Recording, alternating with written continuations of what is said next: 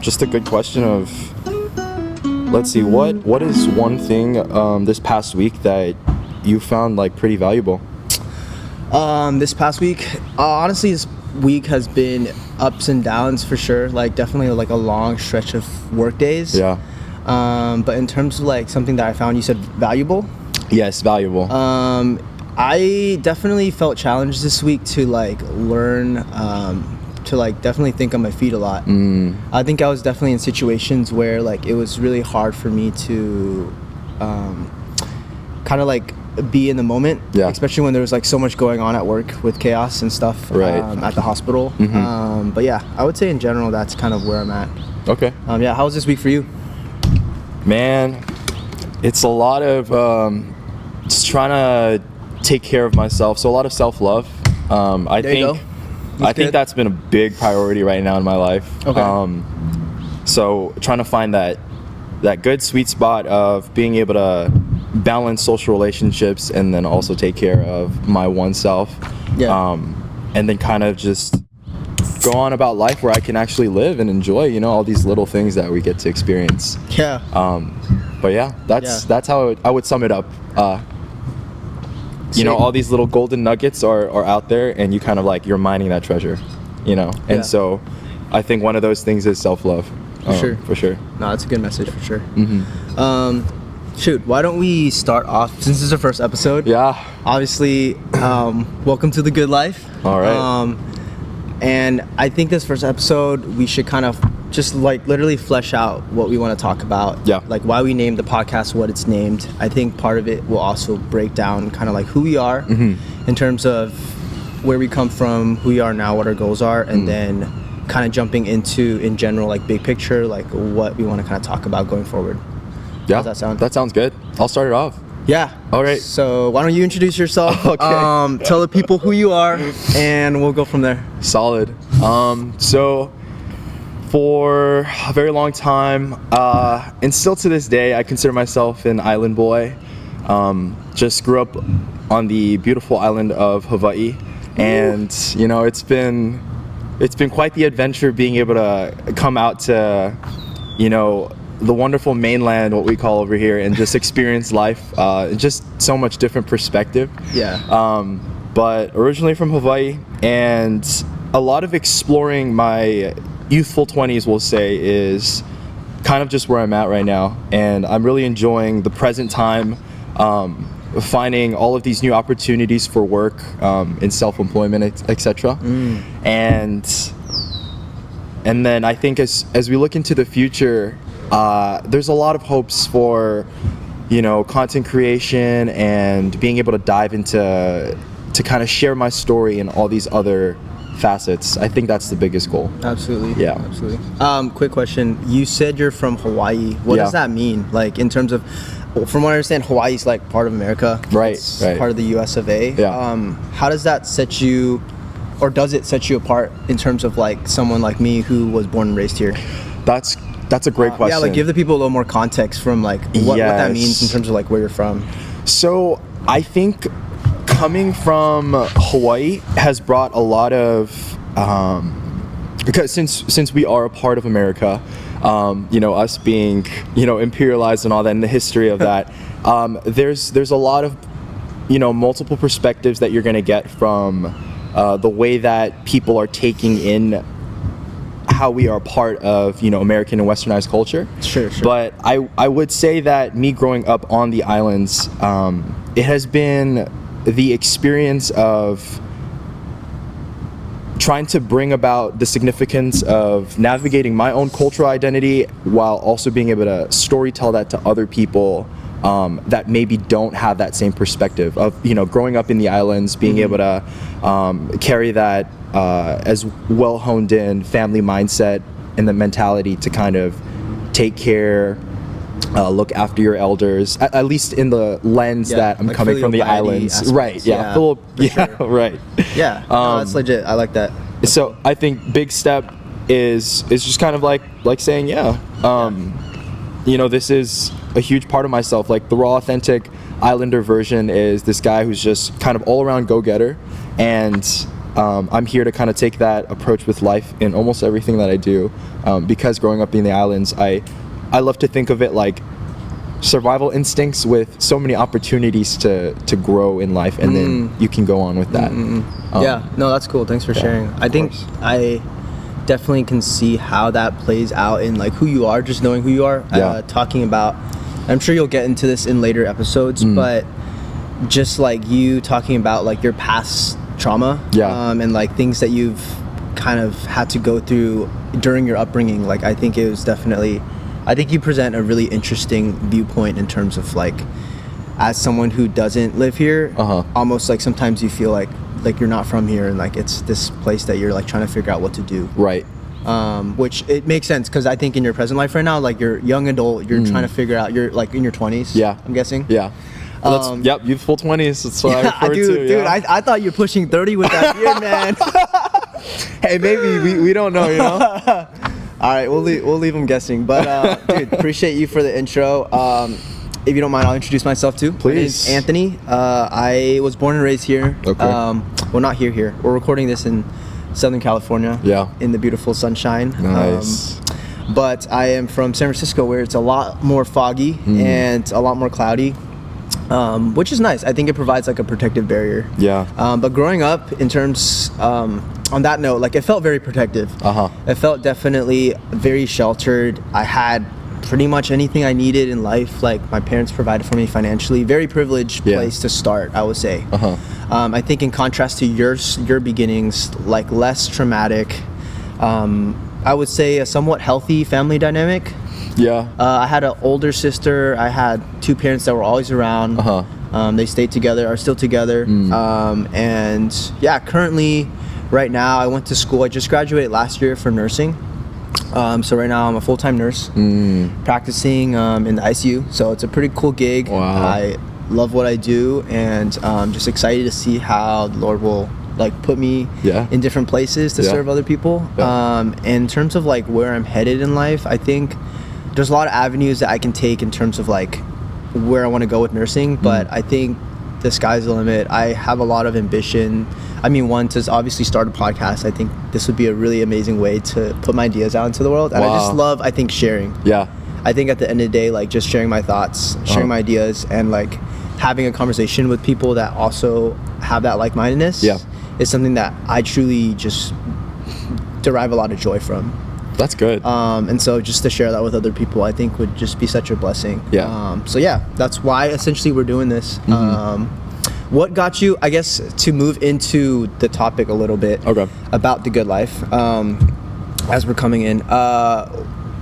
When I presented the idea of a podcast, you were super excited, obviously. Oh, yeah. Stoked. What did you have in, like, what made you attracted to the idea of starting a podcast or even anything remotely related to this topic of the good life? Oh, that I would say is such a really, I would call it like a golden question.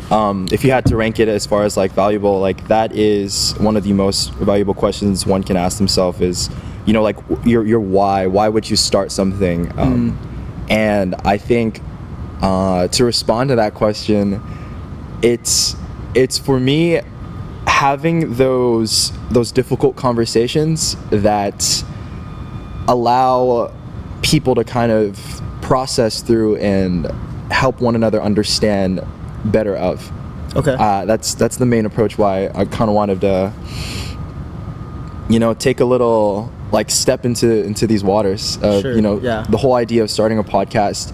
I think it's that introduction into being able to have that place where you can have these quality filled talks and share perspective, because start conversations. Start conversations. That's great. And just really talk about those things that need to be talked about in the way that we are probably going through that or processing, you know, our own experiences. So that's my response to that question. And, I'm excited to see how I think this podcast will grow with us. As we go through life, as we, I guess, continue to share more about like where we currently are in life. And we'll go into these few questions just in a bit, but which I would love to know in a little bit. But I think what you said about like just when we talked about purpose for this podcast, I think a lot of what we fleshed out was like, we just basically want to open up the conversation for others to join in. Like, this isn't something that's exclusive. It's not something that's limited to only people that have graduated with a college degree. Right. No, you're literally like from out of the, like, you don't live necessarily in like here, you like grew up on an island, and you can come in and you can join this conversation. You don't have to have a job. You don't have to necessarily come from a privileged background. I think all are welcome at the table. Absolutely. And I love that. And I think we also like welcome everyone else to join in the conversation as well. Yes, everyone. And like think for themselves. To go into these questions, unless there's anything you want to add into the purpose of the podcast, is there anything else that you want to maybe touch on? I'm great to start. Jumping right in. Real quick though, I told you to bring a drink. Yes. Why don't you tell the viewers, like, or listeners, what you have, because I don't know what that concoction is. It's like pink and it's in a little, why don't you show them? It's like literally in a little canister like box. I don't think it looks like the pink Starbucks drink, but I don't want to take that far from you. I thought about that. I mean, it does look like, that Starbucks drink, but this is just a typical glass jar. Okay. And the concoction or the liquid inside of this is it's strawberry calpico. Oh, okay. Yeah. Okay, you just felt flavorful about like taking it out of the original container. No, because I was like I wanted to kind of present something in my own way of like just expressing myself, For sure. I love spontaneity. Keep them guessing. Yeah. And kind of just like the mystery of things. So okay. Yeah. A little unexpected. For real. I actually might take a sip right now. Yeah. I think I am. Yeah. I've already been sipping on this, obviously. I just picked this up from Costco. It's the it's like a, what do you call it? Like an adaptogen sparkling tea. It's pretty good. It's my first time drinking it. It's called Junie. And it is some type of like, it doesn't have a lot of caffeine, but it has green tea and it's pretty good. So nice.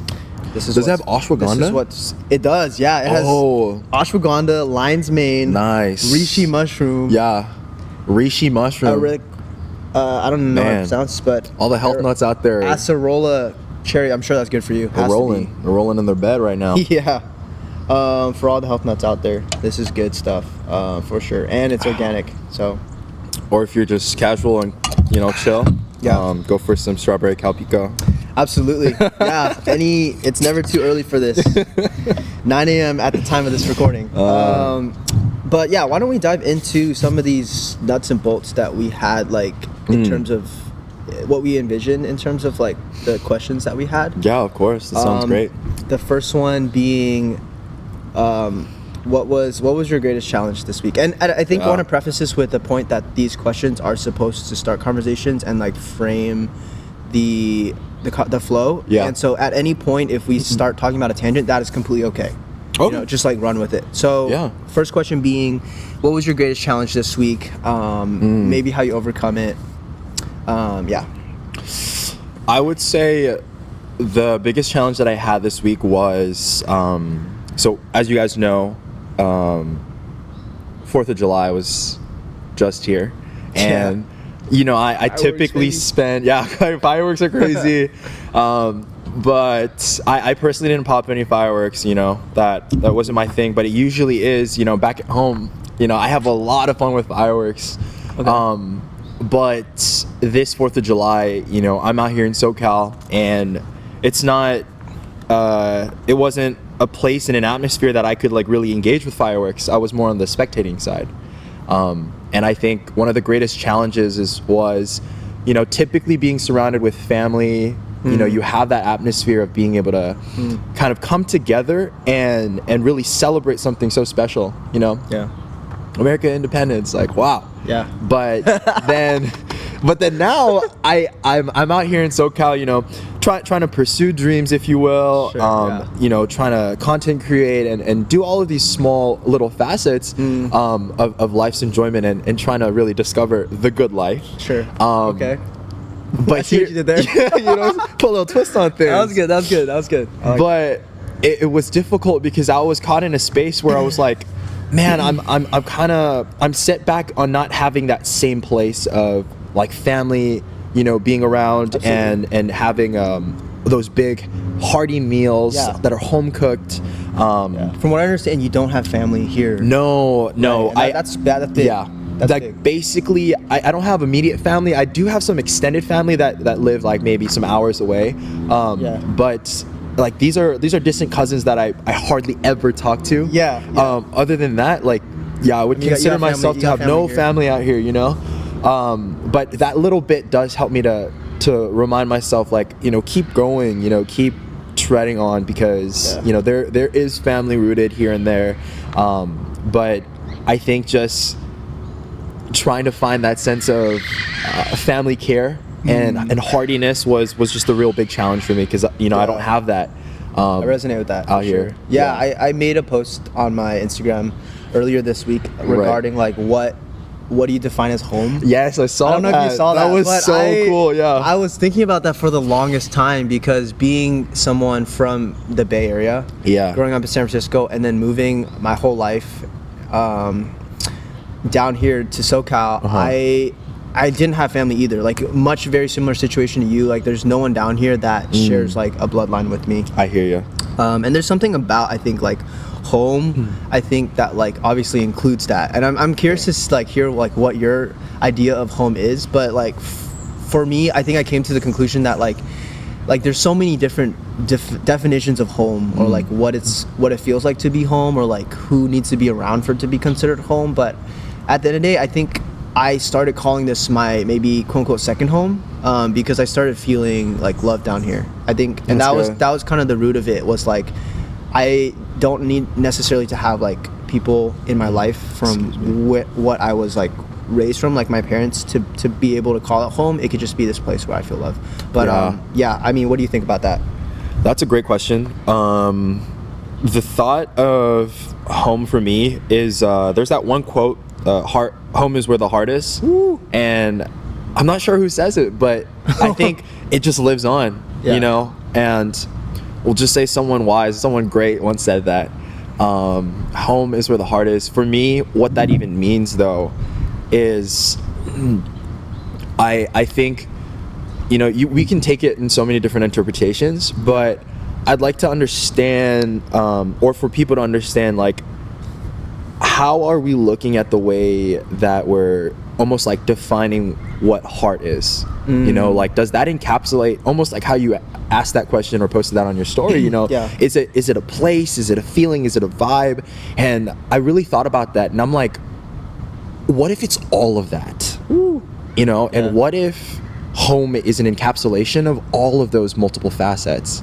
Because the thing is, when we start to define things by one definitive piece of meaning, I think it loses almost everything that it's most valuable of. That's good. Like, you're boxing it in. Right. You're boxing this definition in. Like, this can like, home is only this. Right. Therefore, like, whenever my mom's not there, I'm not home. Right. Yeah. And that can be a restricted mindset, right? It can be. You're limited in the way that you're being able to kind of perceive and take up something that might just be so much bigger. So good. And really briefly, I think about how there are so many people that have potential to change their lives around, you know, like say no to drugs, or for example, you know, trying to make the right decision for their life to get back on the right track. But, you know, if you persistently choose to maybe not change your life around, then it's like you're not being able to experience all the wonderful opportunities that help you grow and become a better person. Same way, in the way that I'm trying to express the understanding of home and trying to respond to that. I think it has something to do with being able to grab all these different aspects and put it in a way where we can take all of those things and say yes to all of them, rather than rejecting some or saying like, no, this is like the one size that fits all. You know? No, 100%. I think I agree with everything you said. I think oftentimes we do try to put a definition on something, right? Because in our minds, like in our human minds, we try to like understand this concept of like, this is what it is. Like, this is how I define it, and this is how I understand it. but some ways I think sometimes that closes up our mind to any new ideas of what something could be. Which I think can be restrictive, like you said. Right. In terms of challenges for me, I think this week definitely was really tough trying to get sleep, like hard. Yesterday, coming off of a night shift, like my last night shift, I had some plans after work, so I just like didn't sleep at all, and I think I was probably up for a good 30 hours straight. Wow. Yeah, and it's a long time. So, dude, this is sustaining me right now. Thanks to Junie, Hey, not sponsored, man. Hey, yo. Don't be dropping that line, dude. Dangerous. But no, I think in terms of sleep, like taking care, like the good life, right? Let's get back to that. 100%. I think part of living the good life is being able to take care of your body, like your health. Yes. Such a big, important part, I think, for young men like us to basically, I mean, I think our body's a temple. Like it's important what we decide to put into it. And I think that includes what we drink, what we eat, how we treat it, That's good. how we rest. Yeah. I think a lot of that adds into our ability to, be godly men as well, as we will get into in later episodes. But I think for me, it was definitely 100% sleep. Trying to work on that probably this upcoming week. But honestly, just like this time of just being young and being ambitious. That's good. Like young and ambitious. Dude, talk to me. Like this, like just having projects and hobbies and stuff. I feel like there's never been a time in my life where I felt more conviction and purpose in what I'm doing. And I think that's partly why I'm up for like 30 hours straight. It's like, dude, I love what I do, and I sometimes will put cost, or I will trade sleep for it. But that's where I'm at with all that. I agree with that statement right there, like trading your sleep for you're a bit of a night owl, right? 100%. I also think it's really dependent on the way that you're kind of functioning and living out life. Like, are you a person that functions during the early mornings, like an early bird? Are you a person that's midday range, or are you someone that's like at nighttime you have like the most energy, and you're doing like, I don't know, peak rock climbing, and then you hit home and you go like eat some chicken late at night, and then that's you doing backflips at like 3 a.m. I wish I could do a backflip, but I think about that. I'm like, there's so many valuable things that I want to take part of, but also be able to set aside, I think, time to take care of what is most valuable, and I think that is the life that we have. And I think this is such a wonderful, interesting podcast to dive into. What does it mean to walk into that good life? There we go. What is the good life? Because as every step forward and every day goes on, I think about that question of like, how am I living my days here on this earth, and in what ways am I finding it most valuable? And you talked about conviction and purpose, especially in your youthful time. That's to consider, and probably say that if you're in your 20s, then you still got that in you. I think 100% to jump into that conversation. I think part of it is like, I think about like, I think a question that I do have in response to what you're saying is like, why do you think some people have this ambition or this, I guess, this fire inside of them to like have this ambition to do things like in their 20s, whereas other people don't? Like I'm interested in to dive into like to see why that is the case, because there's people that that I know that aren't kind of pushing the envelope in terms of like trying to go after the things they want, trying to do the things that they've always wanted to do, pursuing their dreams. Like, why do you think that's different? Is it from where you are brought up? Is it your view of life? Is it your purpose, your perspective? Like, what is it all about that? And I think we can kind of end on this question too. I don't want to make the first episode too long. And I think this will kind of be a sneak peek into like what we talk about in the later episodes. I think it's good to at least like have the conversation, I think, at a high point, and leave obviously wanting for more. But why don't you tackle that question, I think, as we kind of wrap this up? That is so good. And I'd love for you to also close with answering and responding to the question. But I would have to say, I think a lot of it has to deal with perspective. the way that you look at things in this life allows you to have your approach to the way that you handle life, I think, day to day. So if you're a person who's a go-getter all around, all American, and you're diving into the thing that you've practiced almost entirely your entire life, for example, if it's soccer, a sport, what exactly keeps that person driven, and maybe it's the perspective and mentality of like making it into the big leagues one day, and I think that translated into responding to the question, that perspective is such a big part of, I think, why some people are just more motivated, but also maybe more disciplined than others, in order to be so ambitious and get out there in the world and make a change. That's good. Be difference makers, you know what I'm saying? So that's what I think about, when asking that question. That's cool. Those are the biggest thoughts, and I know perspective is also another huge thing that you're also going through and navigating, but also you've been able to accept. I think is the main thing that I've been able to kind of hone in on. You touched on a few really good things. I think the one thing you said was motivation. We could probably spend a whole podcast episode on this. But, like intrinsic motivation and external motivation, like where do you draw your motivation from, I think is such a important part of this conversation, because I think like in terms of where we are in life, if you don't have motivation to do things, I think what sets someone apart who is diligent in what they do is that they do it anyways. It doesn't matter. I think it doesn't matter whether you have it in external or internal motivation. It doesn't matter. Like, that's true. What you do, you continue to do regardless of how you feel about doing it. I think that's in some ways the definition of what it means to be diligent. But I think motivation is absolutely a big part of that conversation in terms of like having the motivation to do things. It's easy when you feel inspired when you do things.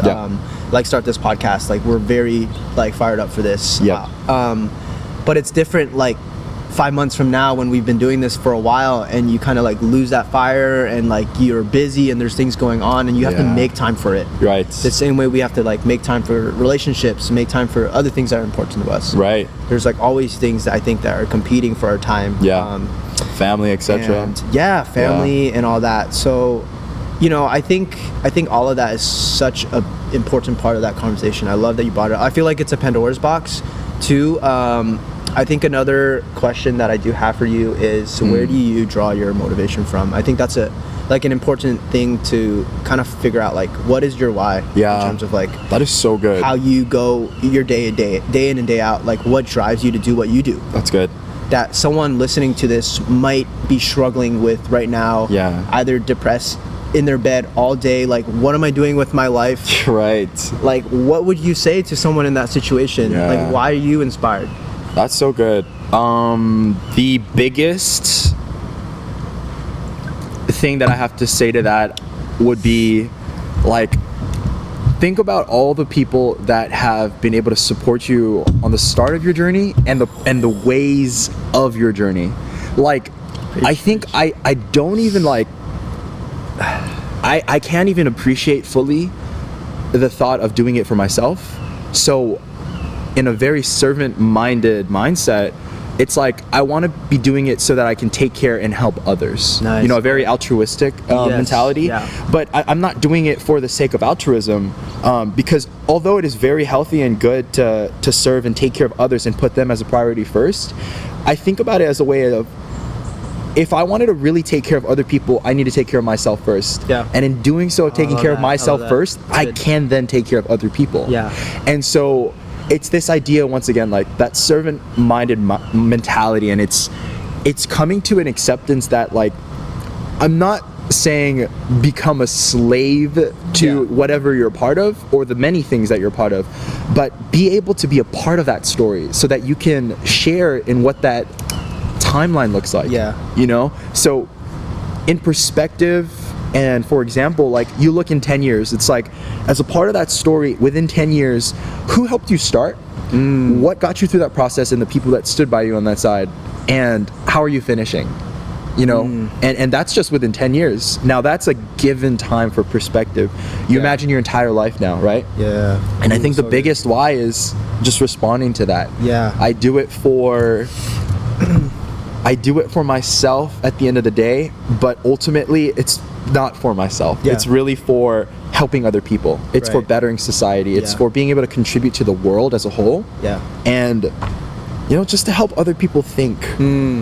You know, I think that's super important. Yeah. No, I love, wow, you touched on a lot. I think there are a lot of nuggets there. Yeah. I think in terms of, like, we'll close off here, I think, on this last word, and I'll let you respond to it, and then we'll cut it. Okay. I think in terms of, like, something you said was this idea of, like, doing it for other people. I think that's very selfless. And this idea of, like, I've heard, you know, at the end of, like, put into perspective, like, at the end of your life, when you have won, and you've done everything, you've accomplished everything you've wanted to achieve, and you're at, you know, you're standing on top of that first place podium. Yeah. And there's no one there to support you. Right. Like, just let that feeling sink. Like, how would that feel? Yeah. Right? Like, imagine yourself in that situation. And there's this other quote that says, like, if you want to go fast, go alone. But if you want to go far, go with others. Yes. And I think that plays into this conversation so well, because I think so oftentimes we trade speed for distance. And what I mean by that is we think life is this race that we're running, this sprint. Yeah. When in fact it's really more like a marathon. Of having people and support. Yeah. And things around in your life to, like, really add substance to give you the energy you need to take it to the next mile, to go the next 2 miles. So I think to close this up, I think something you touched on is pouring from an overflowing cup, and I think that's an important value in Christianity too. Would you say? Absolutely. And I think it's something that I think, honestly, I think about often because I'm constantly pouring out. I think reminding myself to, like, pour into my own cup. Give your closing thought on that, and then we'll wrap this up. Yeah. So you speak of that overflow, and, you know, pouring from an empty cup. I think that's kind of what it boils down to most significantly as we look at how we're being able to understand this question and tackle it, and the way that we're responding to it, both you and I. I just think about that. I think a lot about how much energy, how much self-love, how much care are we doing to ourselves, and how does that translate to how we can take care and bring that energy to others, you know? And so it really does show, you know, if you're taking care of yourself, then you are able to take care of others. You know, and some people might not even realize how they're taking care of other people, but they really are. You know, having a nice little chat over tea or coffee, having those late night conversations that are really difficult when it's talking about how to pay the bills, or how to take care of your marital status. Oh my gosh. You know, like those very hard things, or you know, like at work, like how are you going to keep your job? You know, and that's just all real stuff, because you know that is the life that we're living. It's a real, authentic life. That we have to navigate, and I think all of those things have the same. It boils down to the same thing that we're trying to talk about. And that's, you know, do you have the energy out of your own life, your cup, to pour into others? And if you don't, then where are you getting that from? And how can you get some so that you can then, you know, help other people, pour into your work, be more efficient, be more effective. You know, I love the way that, you know, both of us are connecting and processing on that, because these are ways to not just, once again, contribute to society, but you elevate yourself. You know, and it's such an amazing thing to, I think, be able to grow and become better than your past self, because how you're taking care of yourself, you're helping another person who's in the same spot that you were. Good, so good. You know? So I really like that. That's a great question. Dude, do you have anything else to add? I mean, dude, that was like, I don't even want to I want to leave it at that. That was amazing. That was so good. We'll end on that note. If you don't mind, dude, I'm gonna close up in prayer. I was totally gonna start us off. I'd love it, but I forgot. So we're gonna loop this back around. Well, yeah. And we're gonna pray real quick. All right. Father God, we thank you for this time, this conversation, for you opening up this opportunity for us to have the conversation about life, about what we're going through, about the highs and lows, the troubles, the things that we are really struggling with, and to bring that out into the open, to rip the Band-Aid off and to just process, to be able to start a conversation that will spark hopefully millions of conversations. It's good. One day. I thank you for this time, this opportunity that we have to have a voice in this world, in this country, in this time of history that we're in. Right. God, where there's things that are obviously happening around us, but God, you are good, and we know that, and we love you. And in all the things that we do, we pray that we glorify you in the little and in the biggest ways. God, may we be continual disciples, fishers of men, people that are after your kingdom, that love and breathe and chew on your word. God, you are so good. We thank you for this time. We love you. We pray all these up. We lift all these prayers up to you, God. In Jesus' name we pray. Amen. Amen. Amen. It's good. Let's go, dude. So, come on. Chilling, bro. Tune into the next one. Yeah. We will probably be trying to do these weekly. If not, we'll see. But 100%. I had a blast. And I think it'd be really cool to invite guest speakers into this as well in the near future. So, I appreciate your time. Sounds good. And just have an amazing day. Yeah, you too, bro. All right. All right. Cheers. All right, we'll cut it there.